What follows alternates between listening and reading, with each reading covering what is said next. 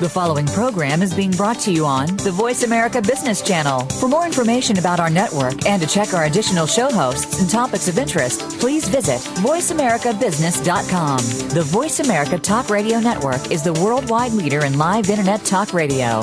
Visit voiceamerica.com. The views and ideas expressed on the following program are strictly those of the host or guests and do not necessarily reflect the views and ideas held by the Voice America Talk Radio Network, its staff, and management.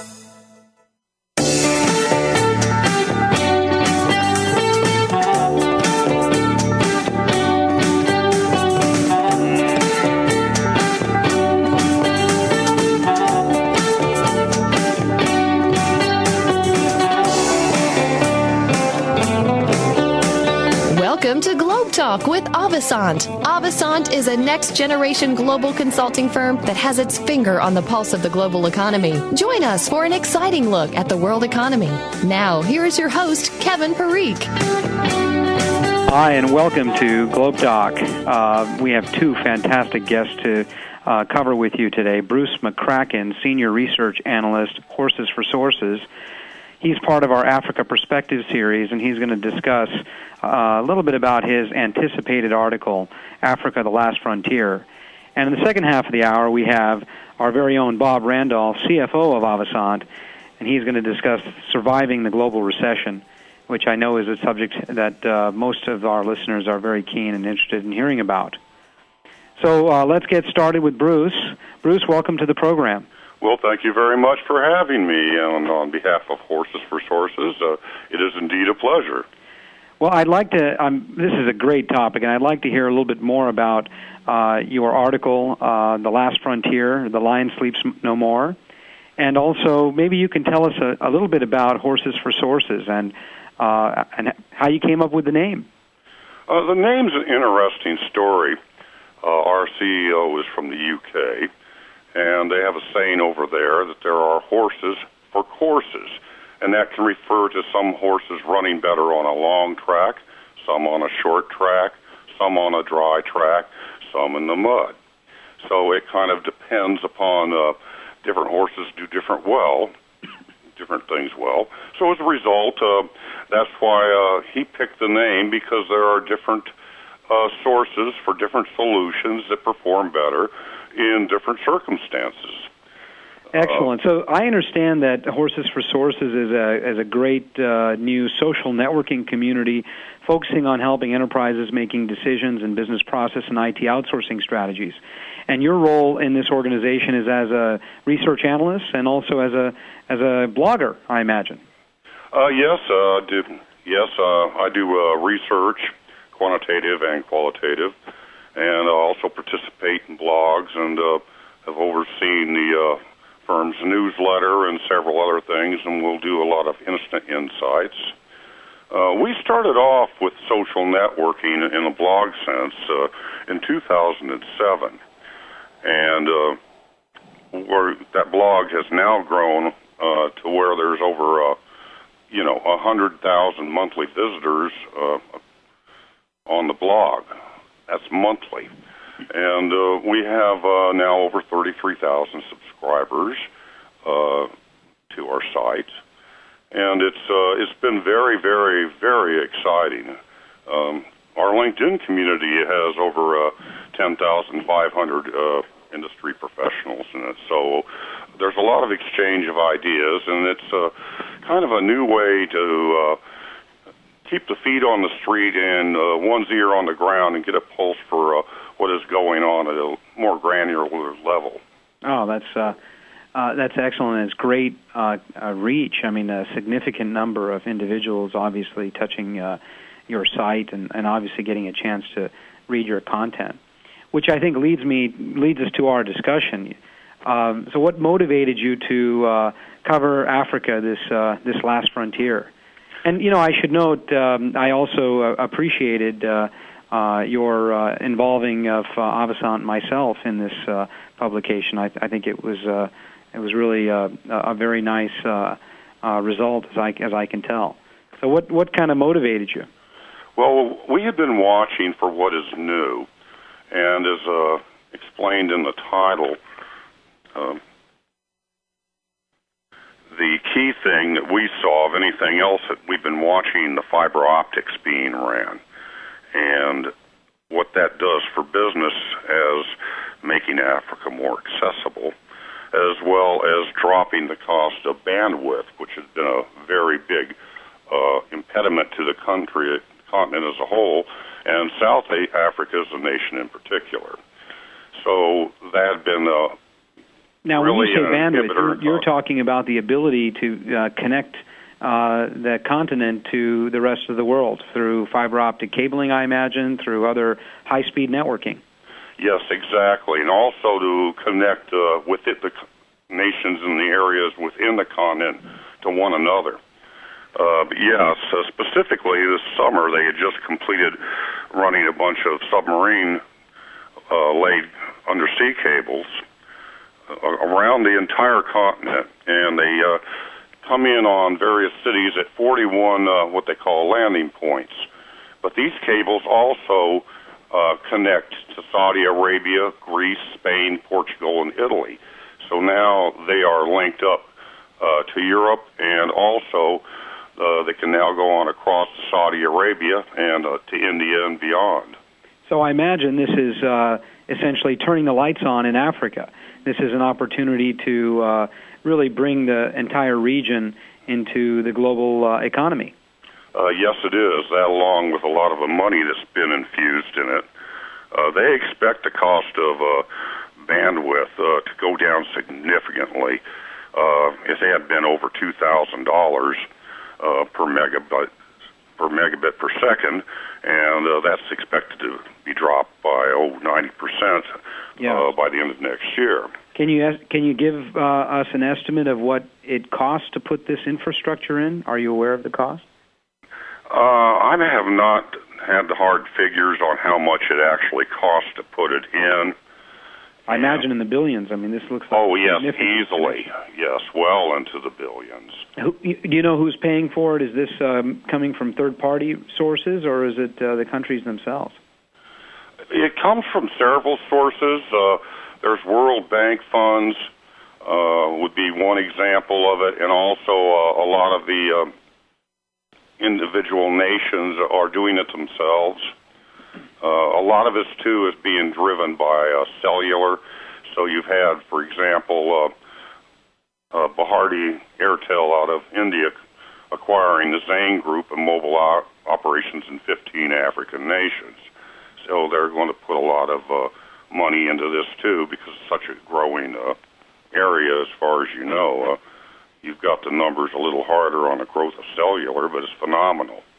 You know, one of the, I think, advantages, obviously, of, as I use the saying, turning the lights on in Africa, is it really allows the entire region to not only better connect with each other, but potentially to service the global economy.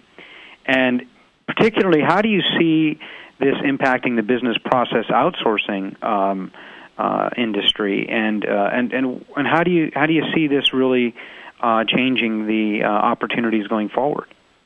Well, I agree with you, and it will do that. Among other things, it's going to make it a lot more affordable, because a lot of the labor costs, which of course are much lower in Africa, have been offset by the cost of telecommunications. So the overall cost per seat in just about anything, particularly in a call center, is going to be dramatically impacted and make Africa a much more viable proposition. What could a call center analyst range in terms of salary in that region, basically from sort of a low end to high end? Any idea? Yes, I've talked to some providers about that outsourcing providers in the call centers industry. And multinational, I might add, worldwide.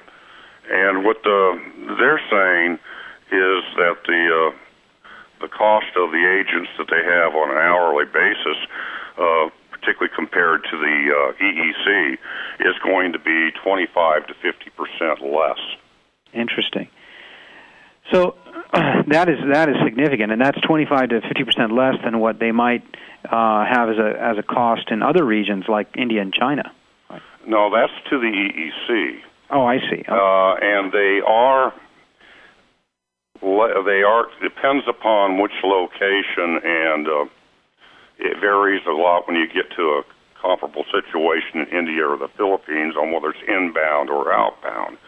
But where your real gain is, that they were telling me, is that they have a 60 to 80% less churn rate within the facilities they have in Africa compared to India or Philippines, which reduces the time you have to take to recruit replacements, as well as the time invested to get an agent up to speed. Interesting. And, I think Africa is, we talk about it as a single region, but in fact, I imagine rates would be very different on a country-by-country basis. I mean, this is, in fact, really a conglomeration of many national, countries with their own cost base and their own IP experience. I imagine also their own strengths and weaknesses. Yes. Now, at the lower levels of the easier, more routine transactional work for BPO or call center that are not real advanced or anything, there's not necessarily a variance there too much.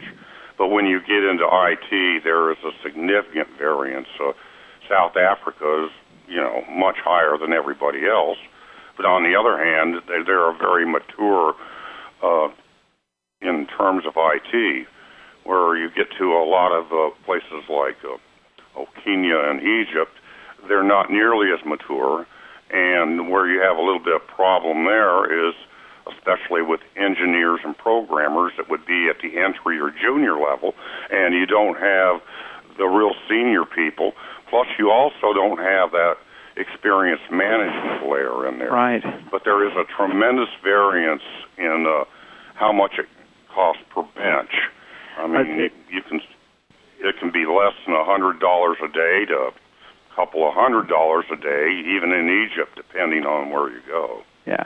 I mean, this is clearly going to be a value proposition, I can tell, not just for the nearshore opportunities in Europe, but also potentially beyond.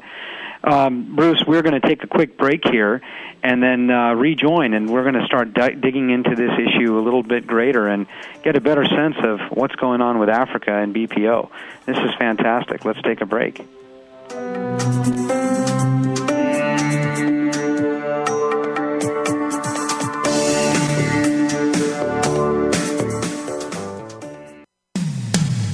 When it comes to business, you'll find the experts here. Voice America Business Network. Are you ready to grow your business? Listen for the Independent Business Owners Show with your coach, Rick Corrado. This entertaining talk radio program will bring you the tools to help increase your business. You'll learn sales success, time management, lead generation, business development, life balance, and much more. Rick Corrado is here to help you take your business to the next level. Listen for the Independent Business Owners Show, heard live every Monday morning at 11 a.m. Eastern Time, 8 a.m. Pacific on the Voice America Business Network.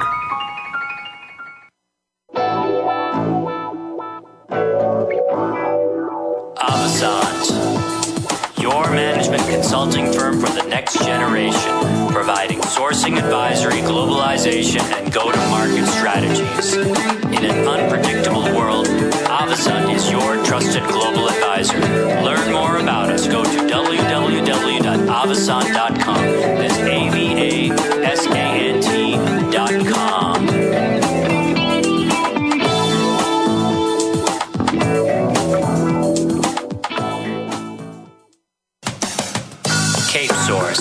Providing global sourcing solutions for IT and business process services. We offer call center sales and support services at the highest industry standards. Cape Source, world-class IT services straight from the heart of Africa. Learn more about us on the web at www.capesource.org.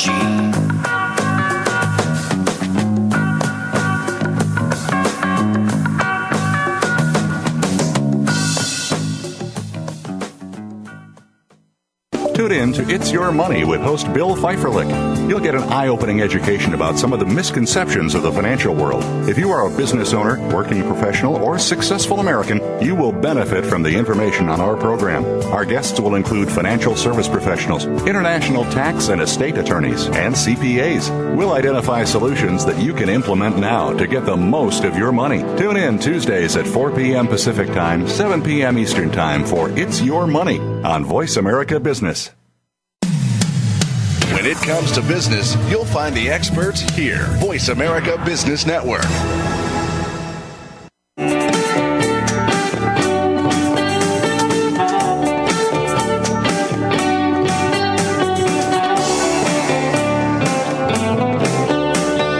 Listening to GlobeTalk with Avasant. We're here to answer your questions about the global economy. Please send an email to globetalk@avasant.com. That's globetalk@avasant, AVASANT.com. Now, back to our program. Here's Kevin Parikh. Welcome back. We're here with Bruce McCracken, Senior Research Analyst, Horses for Sources, discussing his next article, Africa, the Last Frontier, The Lion Sleeps No More. We've had a very interesting discussion in the first segment here, covering some of the benefits of different regions, even within Africa and countries within Africa. We're going to try to narrow this down a little bit and talk about some of the specific advantages of key locations and cities and how they might differ from each other, Africa being such a large region. But before we jump into that, I think more broadly, Bruce, can you give us some advantages of nearshore and shared time zones offered within Africa with European business clients? Yeah, well, there's kind of like how you might have politicians be condemning outsourcing when really what they mean is offshoring, where it's a bit of a misstatement. Nearshore for Europe is going to be pretty much North Africa. Anything else is hardly near shore. It's close to 6,000 miles from London to South Africa, and it's an 8-hour flight to Ghana from London. So that's hardly a near shore as far as site visits are concerned. But the obvious advantages of shared time zones, which I believe Cairo is 2 hours different from the UK, well, that makes it people working at the same time. And that is very important when you have a project that is being shared by two teams. One of them, say, in Africa, the other one in the domestic country. So they can talk to each other and work simultaneously, and they don't have to worry about someone having a problem and somebody getting woke up in the middle of the night with a phone call. Right. So, and I imagine, this sort of time zone issue as well as the proximity issue are key decision factors in where someone would want to have a center. What are some of the other factors that are driving the decision on where to put a BPO center? We've discussed cost and network connectivity. What are some of the others? Well, another thing that's very important, of course, is going to be language. There's a couple little examples that are really good, and one that really points to Africa, particularly in call centers, is North Africa has the ability to support the French language. Now, it's easy to find nations that, can handle English. That's not a problem. French is a little more problematic. So this is very valuable to them. And along with issues when it comes to language and even cultural affinity, Egypt is well poised for the Middle East market, which is growing because of the Arabic language, as well as a similar culture. Interesting. So what you're saying here is that really, depending on the country and maybe even the city, we're going to have different benefits of language, we're going to have different benefits of cost, and I think that makes a lot of sense. And really sort of dissecting Africa into the multiple regions that it is, really no different than Europe or even the United States, where we would have a lot of different types of opportunities and strengths, depending on where we decide to go. I think one of the key questions that most of our listeners would have is, what is the timeline for this? I mean, we're talking about a lot of change in a very short period of time. Do you see companies moving to Africa, tomorrow? I mean, what's the relative timeline here of infrastructure? Well, you can take a look actuarially at what happened in the past with over the Philippines and India, and see what happened once those telco costs started dropping and everything else, and how it opened up. So it's a matter now of doing the preliminary work and looking into a site. And there's two edges of this sword. One is to get support for your domestic market. The other is for companies to set up centers in Africa to support the growing African consumer market. Mm-hmm. That's a very big part of this also. What I think we're going to see, though, is that as far as funding and setting things up, I don't think it's going to be the homegrown champions, if you will. I think what you're going to see is a lot of your big multinational providers coming in there, right, as well as a lot of the big multinational corporations setting up captives. So this is sort of a de-risking thing for them, right? They might already have a center in India and China as a service provider, and they want to set up another center here, maybe to address some local language issues or local European client support, or even support of their operations if you're a multinational in Africa, in country. So is that what's going on? This is sort of a de-risking thing, or is this really a strategic decision designed to reduce cost and it's part of a long-term plan? I think a lot of it is de-risking and not putting all of your eggs in one basket. Trying to add other countries to the mix a little bit. Some of it, though, like I said, particularly with a multinational corporation that does a lot of business in France, they're going to need that call center support. So I think that will be one area where you really see the moves coming the fastest. It's a matter of what recipe they need. What are their needs, and how do they line up?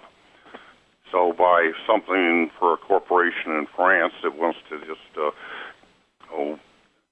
say they sell large appliances, and you have something simple, such as a customer calling in wanting to get some warranty repair, that's a low-level call. Right. So that can be handled offshore by an employee. And now that the cost of a bandwidth is dropping and the cost of doing business is dropping, they can exploit this in North Africa. Yeah, so if I may, Bruce, let's zero in on that a little bit, because we've talked about BPO, we've talked about call centers, and some of these are low-level language-type support, which is really the key thing here. Is your first question is, or barrier is, do we have the common language resource pool here in order to support our clients?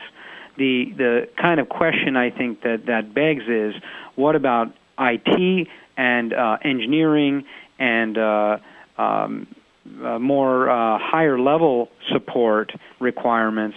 Are we going to be able to see those quality of resources also come out of Africa?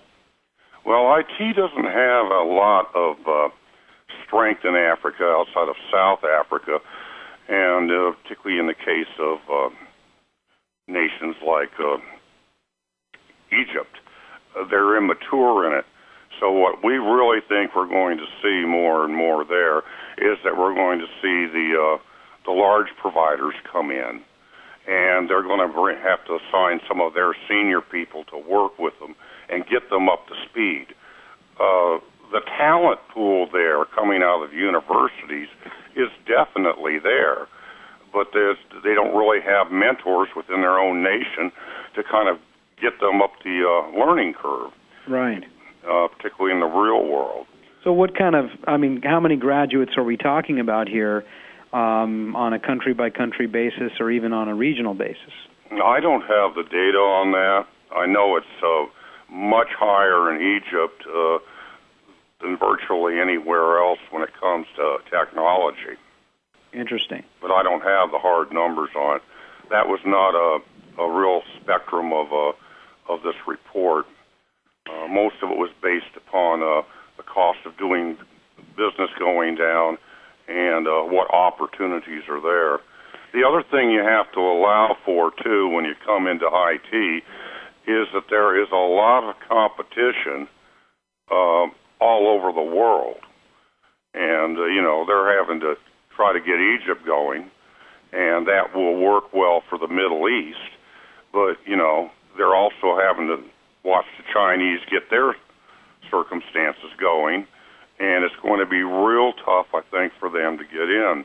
The other thing for a country like Egypt, particularly when you get to that time zone element, is they're competing with Eastern Europe. And there is a heritage there, and there is some senior developers and engineers there. Right. That's the other side of the coin that, you have to look at, because they are in the same time zone. Right. With what used to be considered the Eastern Bloc. So we have about 2 minutes to break. How do you, sort of in summary, look at the advantages against some of the disadvantages in Africa? And we haven't really discussed the disadvantages. Sum it up sort of as a conclusion for your article. Well, the main disadvantage we see to Africa, and it's one of the cornerstones of formulating a policy there is a shortage of skilled workers. So consequently, once you find people, you're going to have an extreme difficulty in trying to scale your center up. What may be a viable idea to do that is to have a hub, perhaps South Africa, then several little spokes around in various other cities that are viable throughout the area, and kind of build your center through different locations. Well, Bruce, I think this has been a very enlightening discussion, and we've learned a lot today about the opportunities in Africa and also some of the risks. Very good luck on your new article, The Last Frontier. And if anyone is interested in hearing more about Bruce McCracken and his publication, please go to horsesforsources.com. And Bruce, thank you again for joining us. And we look forward to having you. Thank you for the pleasure of having us on, and we look forward to doing it again sometime, Kevin. Thank you.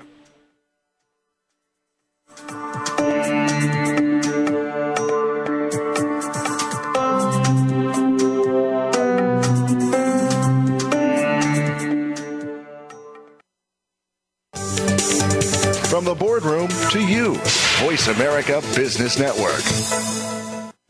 Go inside the world of PR with PR Insider, hosted by public relations expert Maureen Kettis. Maureen will speak to the world's highest profile PR pros from the fields of marketing, advertising, and sales. And PR Insider will feature renowned members of the media as special guests. Maureen will give you a VIP access pass, including tips and tricks to take your business to the next level. PR Insider with Maureen Kettis, sponsored by Cision, us.cision.com. Listen every Friday at 1 p.m. Pacific, 4 p.m. Eastern Time on the Voice America Business Network. Cape Source, providing global sourcing solutions for IT and business process services. We offer call center sales and support services at the highest industry standards. Cape Source, world-class IT services straight from the heart of Africa. Learn more about us on the web at www.capesource.org.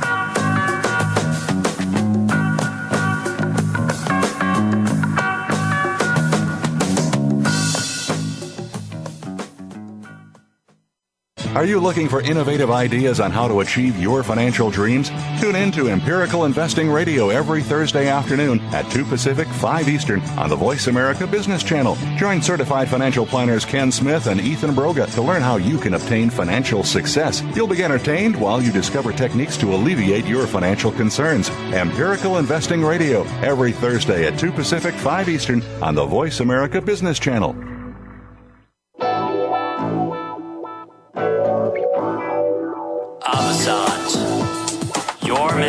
consulting firm for the next generation, providing sourcing advisory, globalization, and go-to-market strategies. In an unpredictable world, Avasant is your trusted global advisor. Learn more about us. Go to www.avasant.com.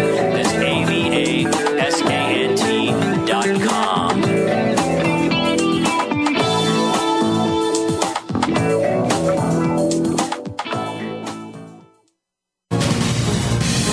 Voice America Business Network, the bottom line in business.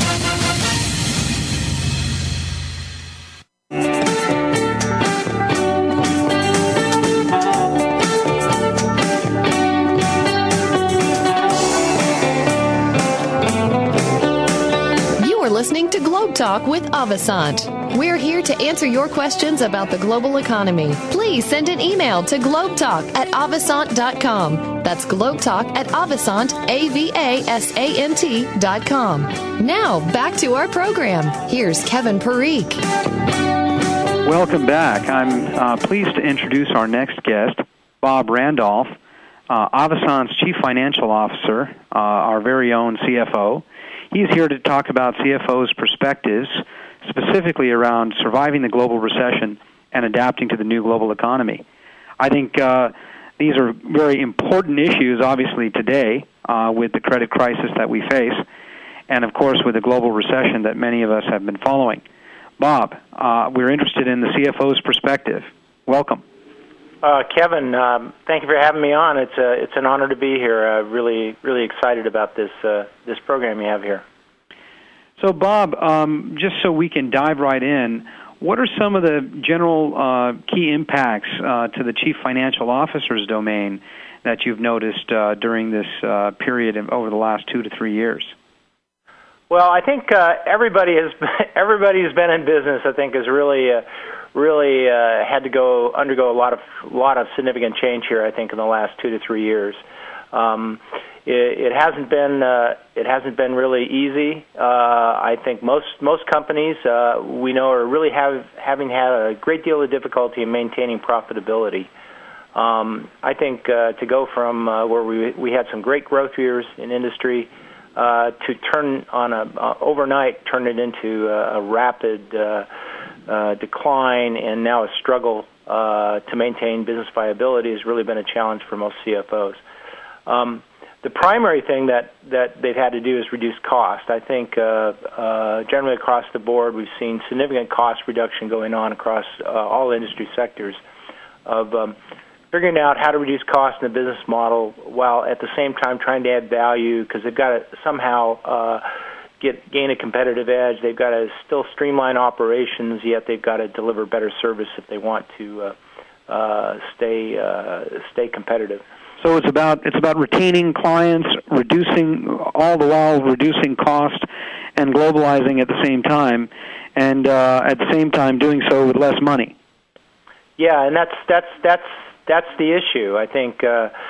Generally speaking, maybe traditional downturns, people have just had a cost-cutting strategy. But now I think in this new economy, the new reality, that people need to change their business model, and that means looking to a global model in order to gain efficiencies, improve service, and actually even to expand their services while you're under financial stress. So is this affecting all businesses? You know, we talk about Fortune 500 clients, which tend to be mostly Avasant's touch points, but is this affecting small businesses as well, and how may that be different? We've seen this. This has been affecting all ranges, all sizes of businesses, I think, and it's been affecting businesses across all countries, and globally, it's affected everyone. I think for small businesses, it's been very difficult. With the aspect that they really their traditional business models really aren't working well, and they really need to rethink the way they're delivering services, or they've failed. And I think we've seen several failures, I think, here in the last few years. You mentioned the need to globalize, and I imagine that's because we're looking we're looking to broaden our customer base? Well, I think the globalization it's multifaceted. I think one of it is if you've been a traditional company serving just a local domestic market, whether it's the U.S. you're in Europe or the U.K. or whatever. With today's availability of technology, with today's advances, it's really been a lot easier for smaller business to access global markets. So effectively, one of those strategies is if I can expand into new markets quickly, then a global operating model I think will support that effectively rather than just try to maintain operations. So if I can get the secret sauce from you, what are some of these new innovations or technologies that are permitting small businesses to compete in this kind of new environment? Well, in expanding across the globe, you've really got to have a global infrastructure to support your operations. Now, that means I've got to have communications, I've got to have computing technology, I've got to have interconnected or integrated office operations, which means I've got to do that on a very cost-effective scale. And I really for most companies, capital budgets really have been severely cut back. So there really isn't a lot of capital capability here to go after this expansion. So we're looking for inexpensive ways to expand, I guess. Is that your point? Yeah. So we're trying to convert from capital investment to open up a global model to operational investments. In other words, a capex to opex conversion. So that means I'm looking for services rather than going out and investing in hardware or investing in facilities or in some cases even investing in personnel. So outsourcing. Yeah. That's something that's become a dirty word. Outsourcing may be the solution for some of these companies. Well, I think outsourcing is one term, but the other part of it is it's known by a lot of terms today. In other words, it's the aspect of moving into software as a service, moving cloud computing, moving to managed services, which some people call outsourcing. But it's really moving to more of a variable business model, which has a global footprint. And that means variable means pay by the drink for the service that you need. Right. Rather than establishing a fixed cost, which basically you cannot really adjust as your business revenue goes up or down, you want to adapt that over to where your costs are more variable. So if your revenue increases, you have the ability to scale, and your costs will go up accordingly. But if your sales or your revenue decreases, you have an ability to shrink back those costs because you're not paying one fixed price. You're paying for services by the drink. One thing that we've noticed, I think, even with very large companies, is that there's a lot of variability in what we anticipate our profits to be. They're much less dependable, much more difficult for companies, particularly products companies, to be able to have confidence in their revenue, even during traditionally high peak seasons like the holidays. And so I suppose that this variable model or software as a service model, if adopted by these types of companies, would really help them be able to manage their cost as they shrink rapidly or increase rapidly.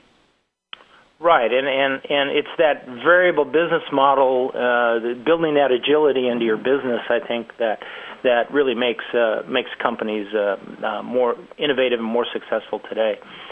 I think the reality is that today you got to preserve your cash. Cash is king.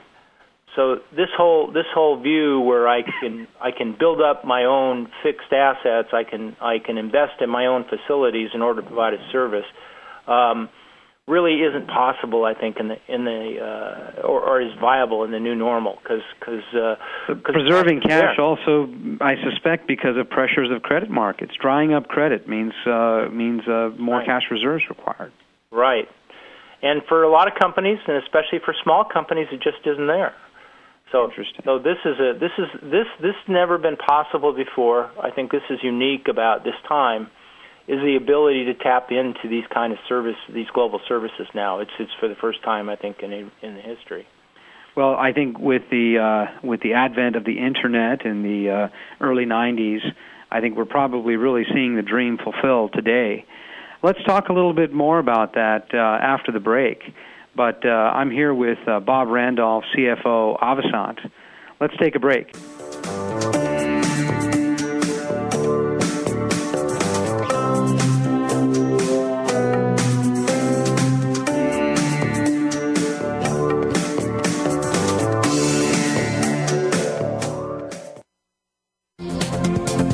Business community's first choice in Internet Talk Radio, Voice America Business Network.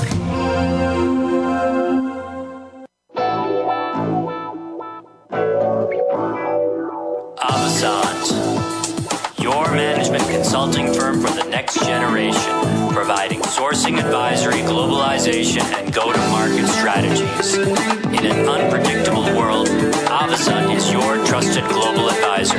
Learn more about us. Go to www.avasant.com. That's AVASANT.com.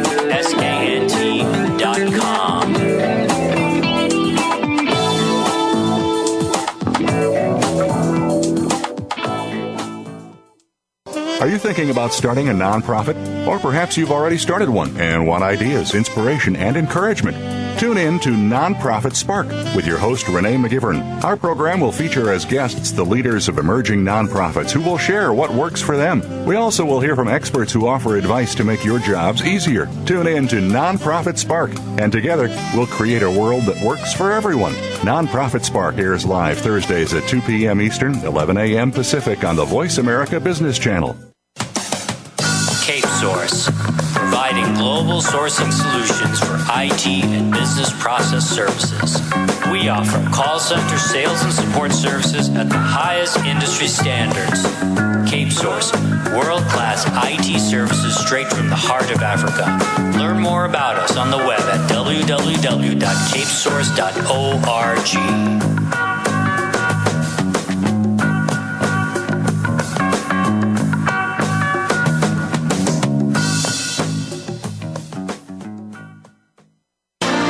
Want to know what's really going on these days? Well, Capital Thinking takes you inside the worlds of policy, politics, law, and business. What happens in Washington, on Wall Street, and in our nation's legal system impacts your business every day. We're taking you on a behind-the-scenes tour of all of it. Each week, we bring you unfiltered conversation with a variety of influential policymakers, lawyers, and business leaders. I'm Kevin O'Neill, and I'm your host as Capital Thinking tours the halls of power. Join me for Capital Thinking on the Voice America Business Network each Thursday at noon Eastern and 9 a.m. Pacific Time. When it comes to business, you'll find the experts here. Voice America Business Network.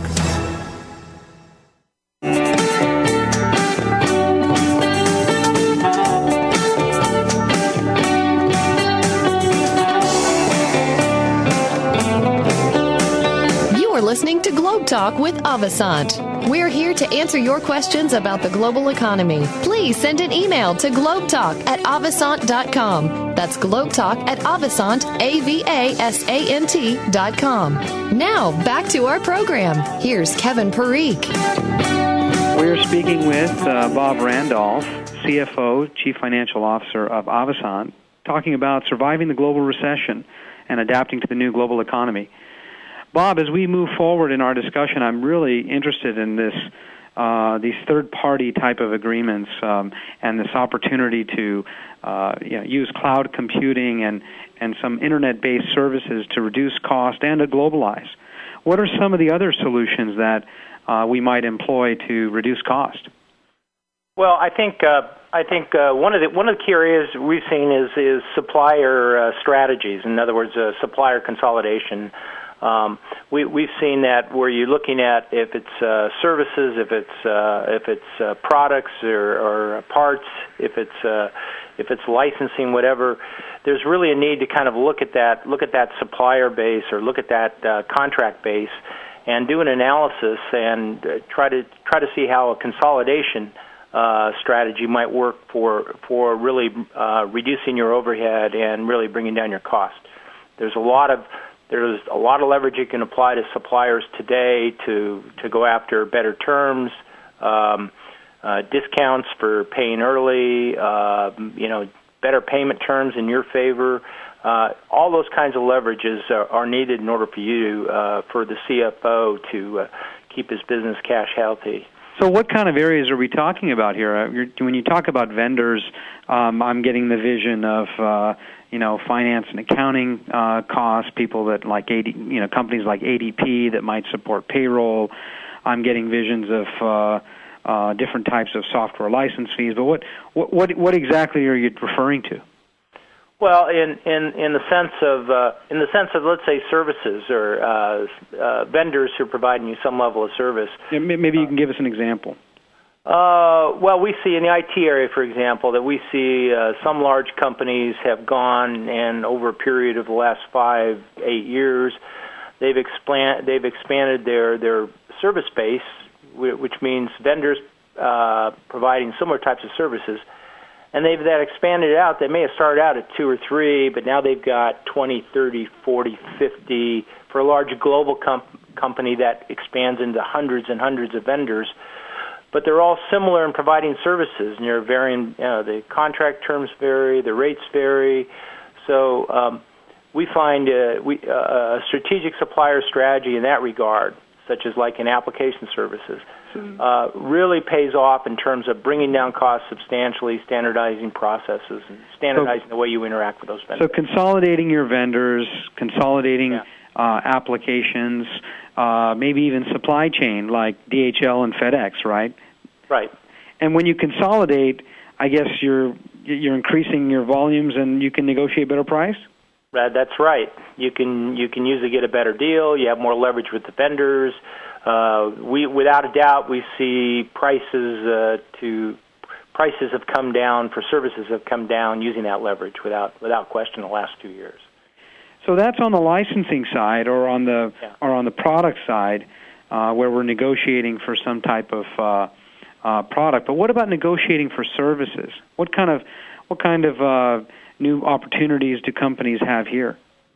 Well, I think companies need to look at their whole contract base, whether it's in licensing or whether it's in services, and look at the quality of what they put together in terms of standardized contracts.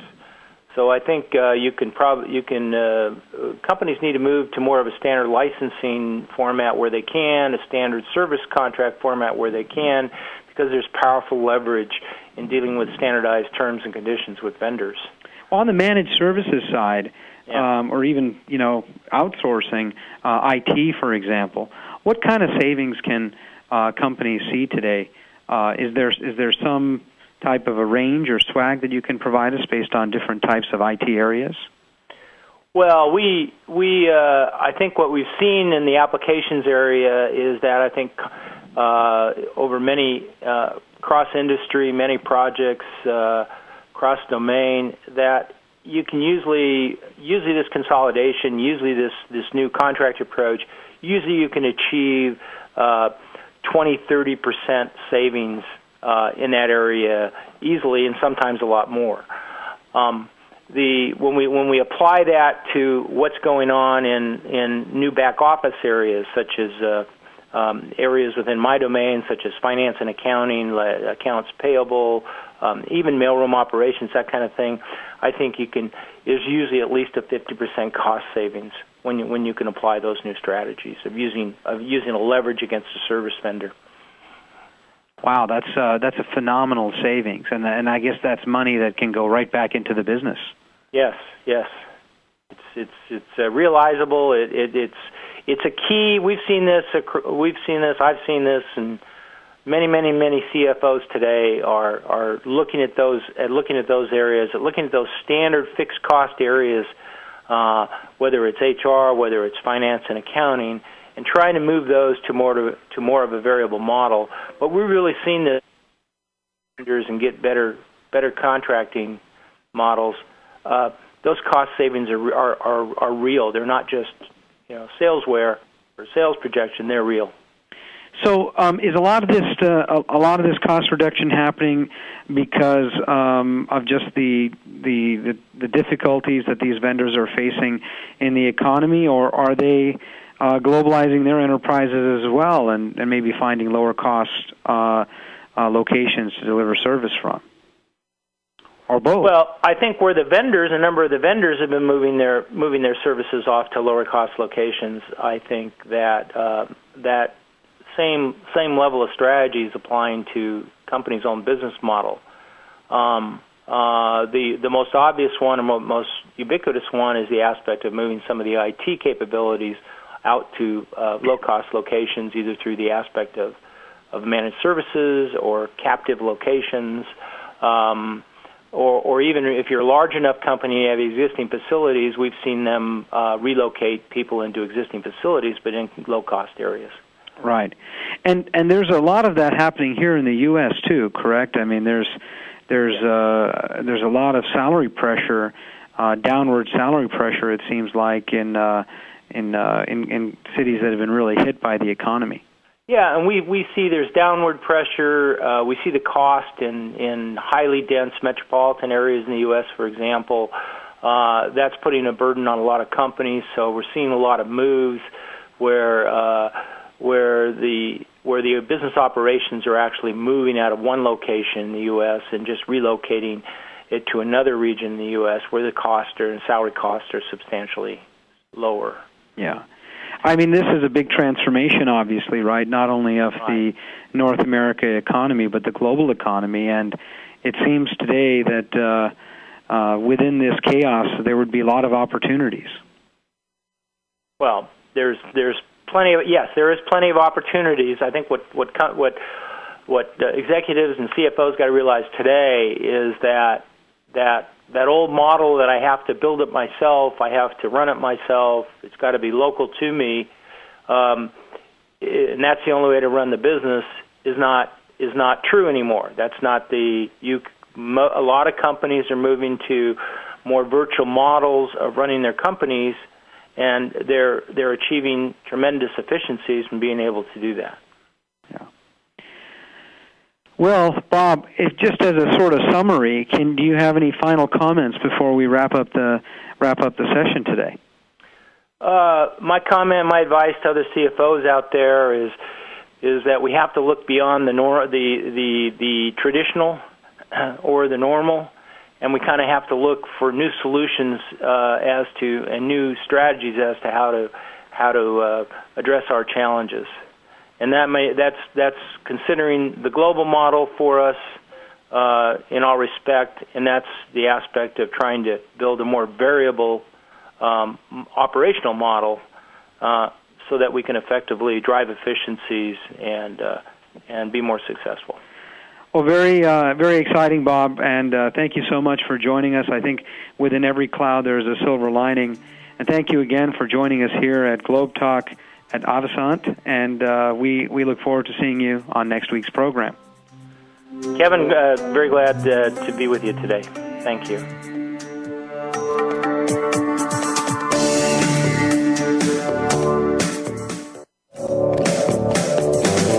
We hope you enjoyed Globe Talk with Avasant for this week. We'll be here again next Friday at 3 p.m. Eastern Time, noon Pacific, on the Voice America Business Channel. Please join your host, Kevin Parikh, and have a nice weekend.